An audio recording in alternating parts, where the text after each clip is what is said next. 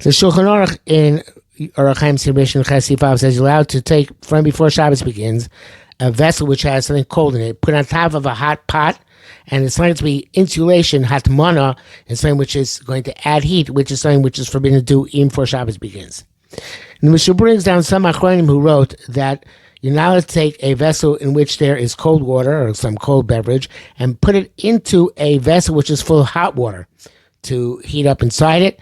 That's considered to be a prohibition of Hatmanah, insulating with Dover Mosif Heaven, something that's going to add heat. Shlomo Zalman points out that it must be talking about where that hot vessel is full of something which is a Kli Rishon.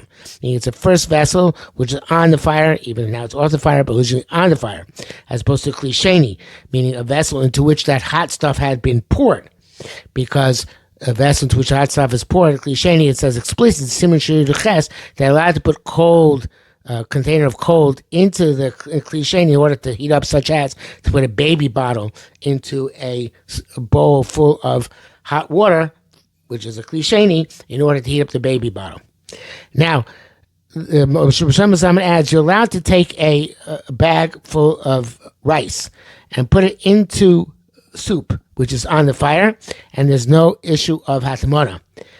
But the question is, can you take Kugel, which is an aluminum foil, and put it into your Chulent, which is on the fire?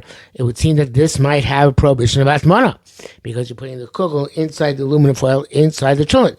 And we may not be able to permit this even before Shabbos begins, because it's Hatmanah v'Dover Mosif Hevel. Insulating is something where you're adding heat. And all that which is mutter to do from before Shabbos begins is where you're not completely submerging it in the hot Chulent or whatever it is. Or if you make holes in the aluminum foil in order that the Chulent in the pot should connect with the kugel.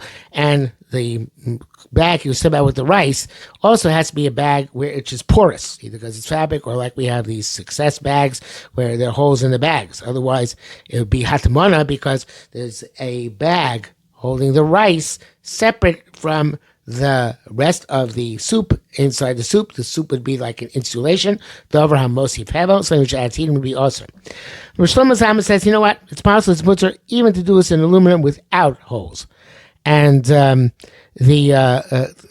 it sounds like from the Mishnah Berurah it would be a problem, but perhaps it's not. And let's explain that. Shlomo Zalman says, after looking into it, it was clear to him that even according to Mishnah Berurah, since both the soup and the kugel require the fire underneath, so it's like two types of food which are getting heated up from the fire throughout Shabbos. In other words, it's not that you're being matmin, you're insulating in the Chulent, but rather the Chulent and the kugel are both cooking on the fire at the same time. So therefore, even according to the Mishnah Berurah, this would be mutter. The case of Mishnah Berurah, which would be also, is only a case where the heat source itself is the soup, not where the soup needs a heat source and the kugel also needs a heat source. So therefore, even according to Mishnah Berurah, even if it wasn't porous, if it's porous, it's okay for sure. If it's not porous, it's still permissible.